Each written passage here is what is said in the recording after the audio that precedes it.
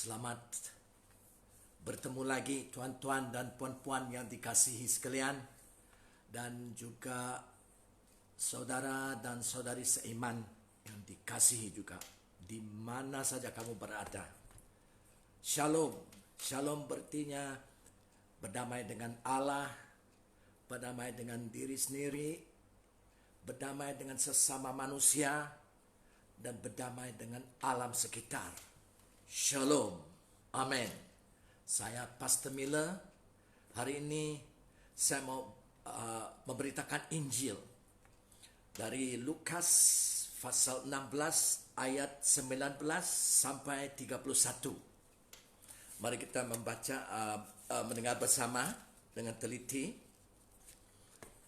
Ada seorang kaya yang selalu berpakaian jubah ungu dan kain halus, dan setiap hari ia bersukacita dalam kemewahan. Dan ada seorang pengemis, yaitu peminta sedekah, bernama Lazarus. Badannya penuh dengan borok, yaitu dengan kudis-kudis, berbaring dekat pintu rumah orang kaya itu, dan ingin menghilangkan laparnya dengan apa yang jatuh dari meja orang kaya itu. Malahan anjing-anjing datang dan menjilat boroknya, menjilat kudis-kudisnya. Kemudian matilah orang miskin itu, yaitu peminta sedekah itu. Lalu dibawa oleh malaikat-malaikat ke pangkuan Ibrahim. Orang kaya itu juga mati, lalu dikubur. Dan sementara itu menderita sengsara di dalam alam maut. Ia memandang ke atas, dan dari jauh dia melihat, yaitu dilihatnya Ibrahim dan Lazarus duduk di pangkuannya. Lalu ia berseru, orang kaya itu berseru, di mana? Di alam maut, yaitu neraka, saudara. Katanya, Bapa Ibrahim, kasihanilah aku. Suruhlah Lazarus supaya ia mencelupkan ujung jarinya ke dalam air dan menyejukkan lidahku karena kedahagaan. Sebab aku sangat kesakitan dalam nyala api ini. Tetapi Ibrahim berkata, Anak, ingatlah bahwa engkau telah menerima segala yang baik sewaktu hidupmu, sedangkan Lazarus segala yang buruk. Sekarang ia mendapat hiburan, dan engkau sangat menderita. Selain daripada itu, di antara kami dengan engkau terbentang jurang yang tak tersemberangi, supaya mereka yang mau pergi dari sini kepadamu, ataupun mereka yang mau datang dari situ kepada kami, tidak dapat menyeberang. Kata orang itu, yaitu orang kaya, kalau demikian aku minta kepadamu Bapa, supaya engkau menyuruh dia, yaitu Lazarus, ke rumah ayahku, sebab masih ada 5 orang saudaraku, yaitu adik-beradiknya, supaya ia, yaitu Lazarus, mengingati mereka dengan sungguh-sungguh, agar mereka jangan masuk kelak ke dalam tempat penderitaan ini. Tetapi kata Ibrahim, ada pada mereka kesaksian Musa dan para nabi. Baiklah mereka mendengarkan kesaksian itu. Jawab orang itu, tidak, Bapak Ibrahim. Tetapi jikalau ada seorang yang datang dari antara orang mati kepada mereka, mereka akan bertobat. Kata Ibrahim kepadanya, jika mereka tidak mendengarkan kesaksian Musa dan para nabi, mereka juga tidak akan mau diyakinkan, sekalipun seorang yang bangkit dari antara orang mati. Dalam cerita ini, saudara, ada 2 macam orang. Oke, ini bukannya cerita, ini sebenarnya kebenaran tentang surga dan neraka yang keluar dari mulut Yesus sendiri. Saudara yang dikasihi, hanya Yesus saja berhak dan ada otoritas sepenuhnya untuk memberitahu kita manusia tentang surga dan neraka. Kenapa? Karena dialah yang membuat segalanya. Saya mau membaca dari Injil Yohanes pasal 1 ayat 3. Ini tentang Yesus Kristus. Segala-galanya diciptakan melalui Dia. Melalui siapa? Yesus Kristus. Daripada segala yang wujud, tiada suatu pun yang dicipta tanpa Dia, tanpa Yesus. Lagi di dalam Kolose pasal 1 ayat 16 dan 17. Dengar ini. Ini kebenaran Alkitab. Karena melalui Dia, melalui siapa? Melalui Yesus. Allah mencipta melalui Yesus.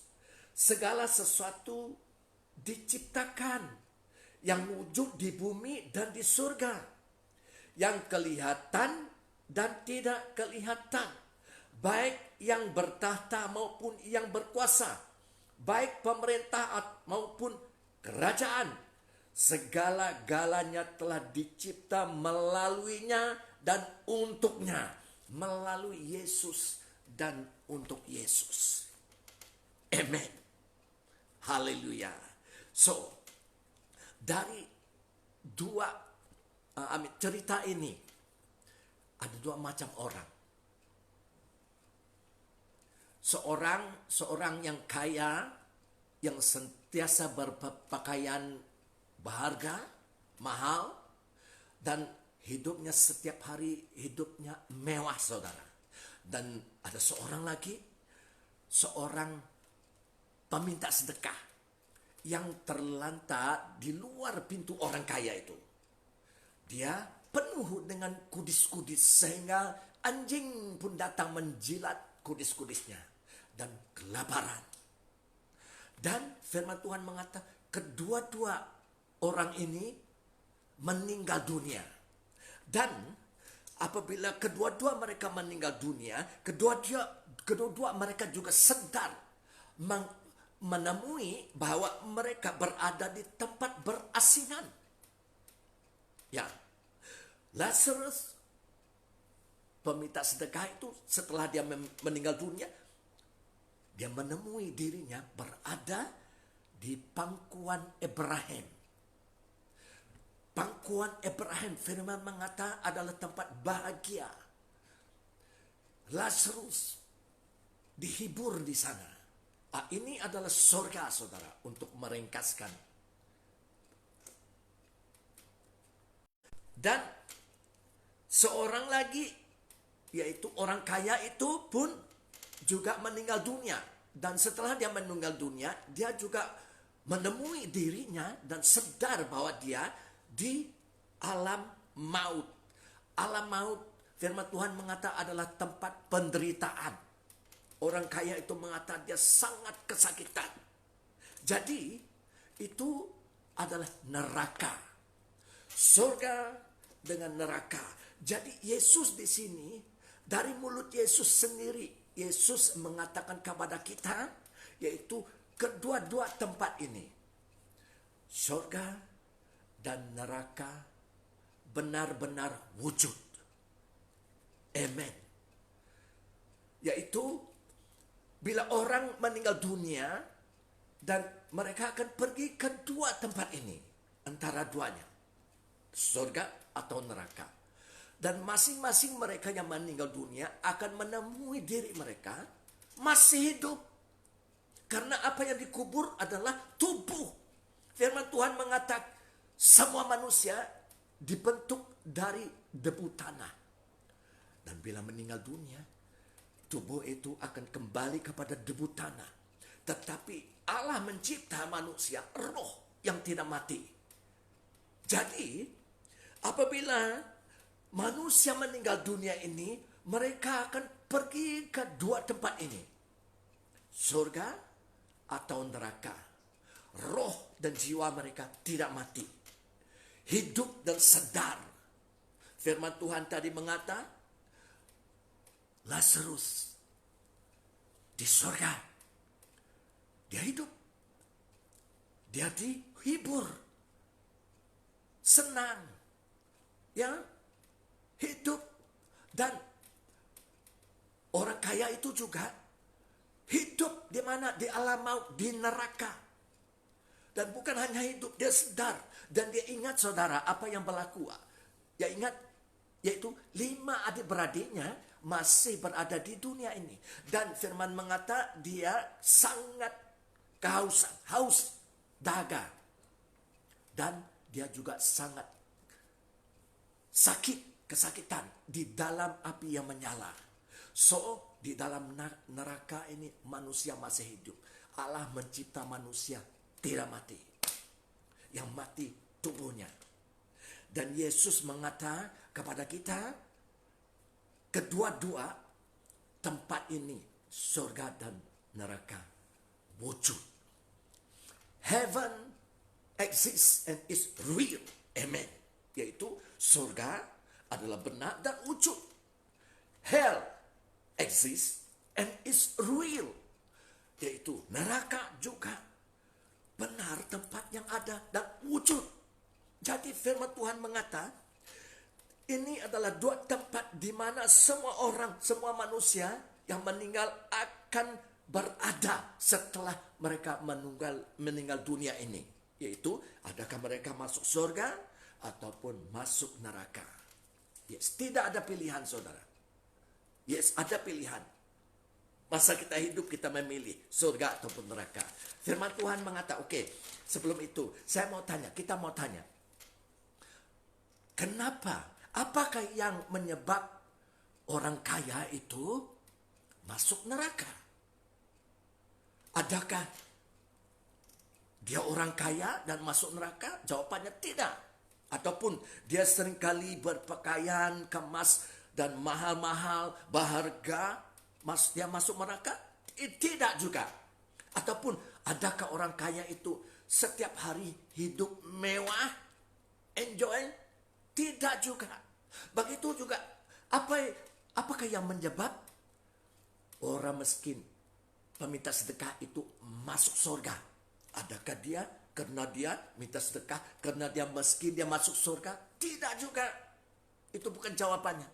Ataupun adakah orang miskin itu peminta sedekah itu karena dia sakit banyak bisul, yaitu kudis, menderita, karena itu dia masuk neraka? Juga tidak jawabannya. Yes. So, kita mau tanya, apakah yang menyebab orang kaya itu masuk neraka setelah dia meninggal dunia? Jawabannya, saya membaca. Mari kita mendengar firman Tuhan sekali lagi. Lukas pasal 16 ayat 27 sampai 31. Saya mau membaca nanti.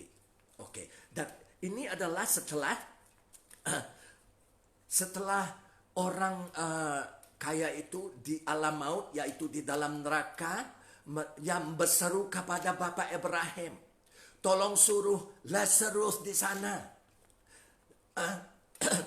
mencelup ujung jarinya di dalam air, karena aku kehausan, ya, dan sangat kesakitan di dalam api yang menyala ini. Dan jawab Bapak Abraham begini, tidak seorang pun dari tempat ini, yaitu dari surga, boleh keluar dan masuk ke dalam neraka, karena jurangnya dalam. Dan tidak seorang pun di dalam neraka boleh keluar neraka dan masuk ke tempat ini. So, setelah itu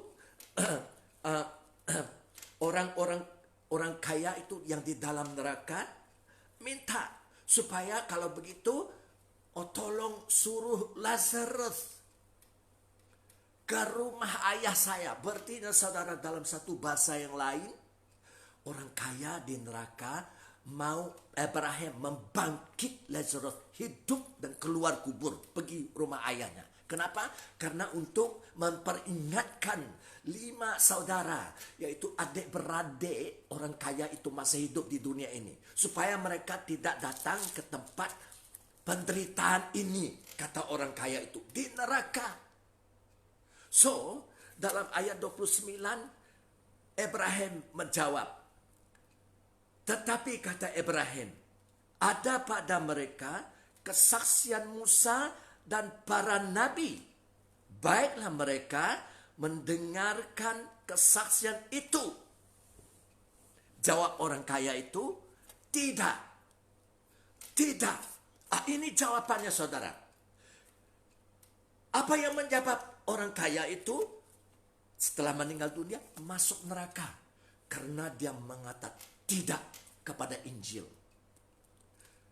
Firman Tuhan di dalam ayat 29 itu, Abraham mengata mereka ada kesaksian Musa dan para nabi. Baiklah mereka mendengarkan kesaksian itu.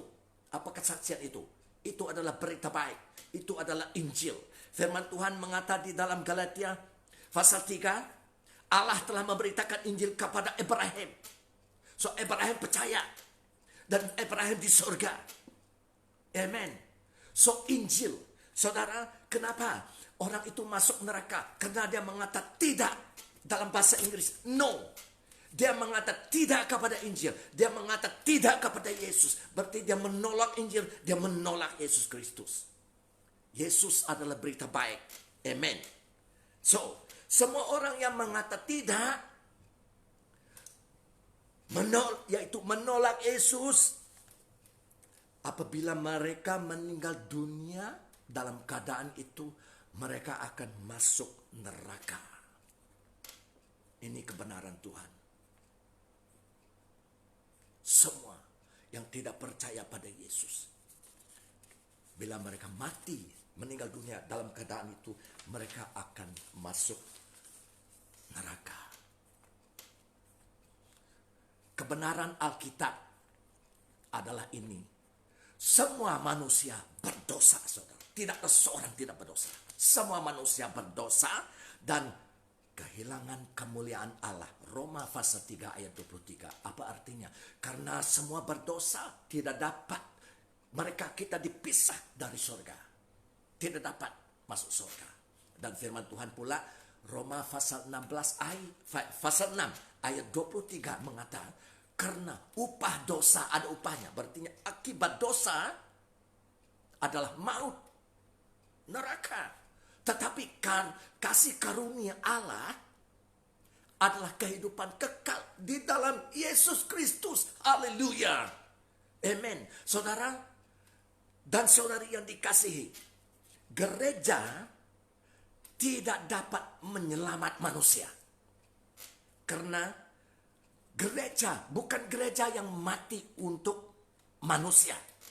Begitu juga pemimpin-pemimpin, tidak kira apa pangkat dan gelarannya, tidak dapat menyelamat manusia.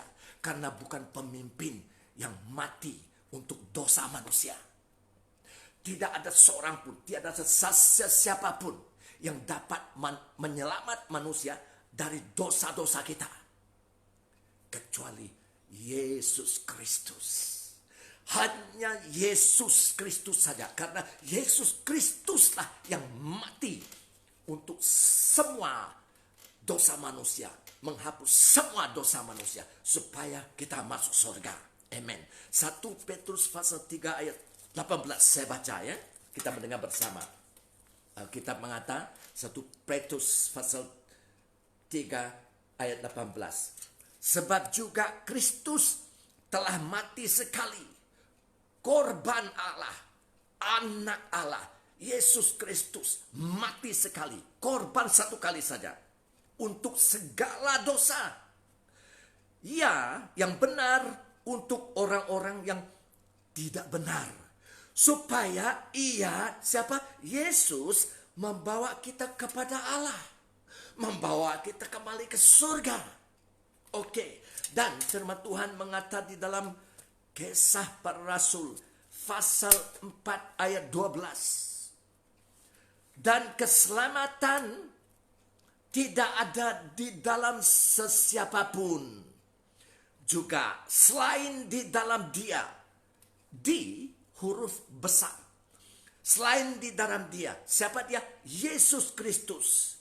Sebab di bawah kolong langit ini tidak ada nama lain yang diberikan kepada manusia yang olehnya kita dapat diselamatkan. Hanya nama Yesus dapat menyelamatkan kita manusia dari segala dosa. Dan kita dipindah terus ke surga. Sekarang juga tubuh kita di dunia ini. Yesus sendiri mengatakan kepada seorang yang bernama Nikodemus, saudara.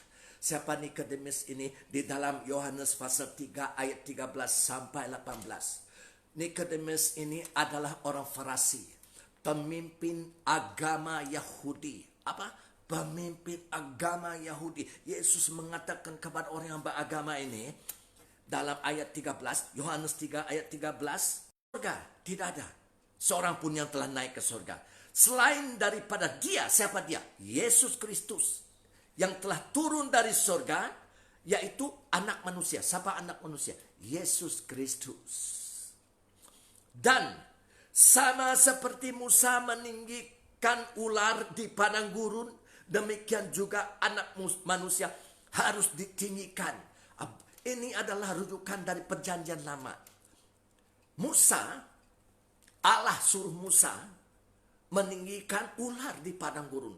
Ini adalah setelah beberapa lama mereka, yaitu orang Israel, setelah dibebas Allah keluar dari Mesir. Dan Musa memimpin mereka di padang gurun 40 tahun, saudara. Dan umat Israel ini 40 tahun di padang pasir, di padang gurun, mereka seringkali buat dosa, seringkali ulang-ulang menentang Allah, tegar tengkuk, yaitu keras kepala. Sehingga di sini Allah menghantar banyak ular yang bisa untuk menggigit mereka, dan ramai dari mereka orang Israel ini mati, meninggal dunia, digigit ular. Jadi mereka berseru kepada Allah, dan Allah menjawab.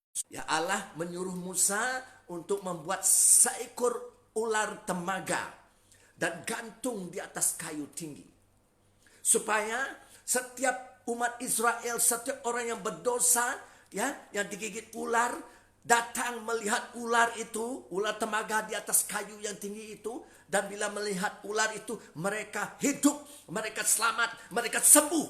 Jadi di sini Musa menunjuk kepada Yesus, apa yang perlu digenapi oleh Yesus, perjanjian baru, yaitu menunjuk kepada kematian Yesus, penderitaan Yesus, kematian Yesus di atas salib itu.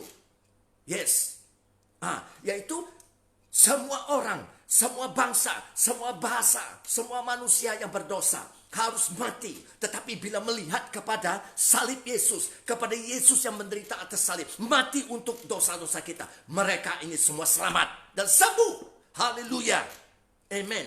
Ini kebenaran di sini. Dan sama seperti Musa meninggikan ular di padang gurun, demikian juga anak manusia harus ditinggikan. Yesus adalah anak manusia, ditinggikan di atas salib itu, supaya setiap orang yang percaya kepadanya, kepada siapa? Kepada Yesus Kristus, beroleh hidup yang kekal, hidup surga, hidup bahagia, tidak mati lagi. Oke? Karena begitu besar kasih Allah akan dunia ini, sehingga Allah telah mengeruniakan anaknya yang tunggal, memberikan anaknya yang tunggal, namanya Yesus Kristus, supaya setiap orang yang percaya kepadanya, kepada siapa? Kepada anaknya ini, Yesus Kristus, tidak binasa. Tempat binasa adalah neraka, penderitaan, melainkan beroleh hidup yang kekal, surga. Sebab Allah mengutuskan anaknya ke dalam dunia ini. Siapa nama anaknya? Yesus Kristus. Yesus Kristus. Oh, haleluya. Saya bangga dengan nama Yesus Kristus, saudara. Karena nama Yesus Kristus mengindahkan saya. Haleluya. Saya selamat, saya sembuh, saya sehat, saya indah karena Yesus Kristus. Jadi saya memuliakan nama Yesus. Amen. Jadi kita melihat dalam ayat 17. Sebab Allah mengutuskan anaknya, yaitu namanya Yesus Kristus, ke dalam dunia ini bukan untuk menghakimi dunia, melainkan untuk menyelamatkannya oleh Dia. Oleh siapa? Oleh Yesus Kristus. Barang siapa percaya padanya, percaya pada Yesus, ia tidak akan dihukum. Sebenarnya firman yang tepat asalnya, ia tidak dihukum, bukan akan. Ya sudah tidak dihukum, itu firmannya. Barang siapa tidak percaya, ia telah berada di bawah hukuman. Sebab ia tidak percaya dalam nama anak tunggal. Dalam nama siapa? Nama Yesus Kristus. Yohanes pasal 5 ayat 24. Ini Yesus mengatakan kepada orang Yahudi di Yerusalem. Aku berkata kepadamu, Yohanes pasal 5 ayat 24. Sesungguhnya barang siapa mendengar perkataanku dan percaya kepada Dia yang mengutus aku. Siapa Dia yang mengutus Yesus? Allah Ta'ala. Ia mempunyai hidup yang kekal dan tidak turut dihukum. Sebab ia sudah pindah dari dalam maut ke dalam hidup. Jadi kita membaca tadi, orang kaya itu di dalam alam maut. Apa itu? Neraka. Kita yang percaya pada Tuhan, Yesus mengatakan pada saat itu kita sudah pindah dari dalam maut ke dalam hidup. Siapa yang dalam hidup? Lazarus. Hidup di pangkuan Abraham. Di surga. Dihibur saudara. Bahagia. Amen. Kenapa? Orang kaya di dalam alam maut, di dalam neraka, karena dia tidak percaya pada Yesus Kristus. Kenapa? Lazarus di surga karena dia percaya kepada Yesus. Firman Tuhan mengatakan di dalam Lukas pasal 15, Yesus mengatakan, Allah mengetahui hatimu.